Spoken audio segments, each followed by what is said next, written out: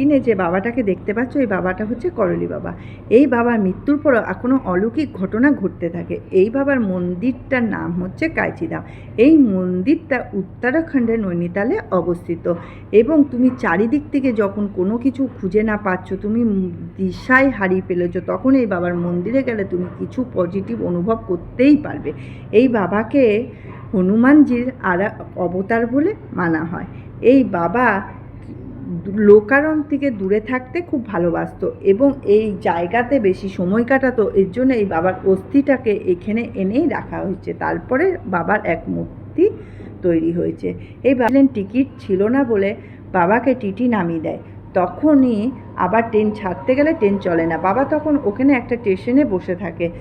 তখন ট্রেন যখনই ছাড়ছে না, অনেক যাত্রীরা বলে ওই বাবাকেই আবার চাপানো হোক। যখন ওই বাবাকে বলার জন্য গেছিল, বাবা প্রথম দিকে রাজি না হয়ে পরে আবার ট্রেনে চাপে। যেই ট্রেনে চাপে আশ্চর্যজনকভাবে ট্রেন আবার চলতে থাকে।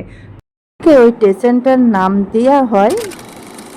আর মাহাত্ম্যর কথা এইভাবে গোটা দেশ বিদেশে ছড়িয়ে গেছে এবং বাবাকে শুধু আমাদের এই দেশের ভক্তরা না, বিদেশের ভক্তরাও আসে দেখতে। এমনকি বিরাট কোহলি, অনুষ্কাও গেছিল বাবার দর্শন করতে।